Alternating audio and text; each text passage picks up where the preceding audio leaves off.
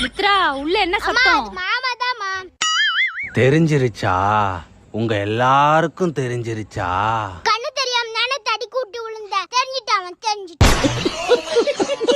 காஞ்சனா. இத வாங்க நானே வேஷம் போட்டு வந்த. என்னங்க எனக்கு ஒண்ணுமே புரியல. காஞ்சனா. பல்பொடி வியாபாரமா பண்ற பல்ல காமிச்சிட்டு இருக்க.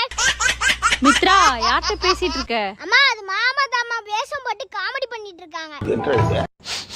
வீட்ல கறி குழம்பு வாசனை தூக்குது.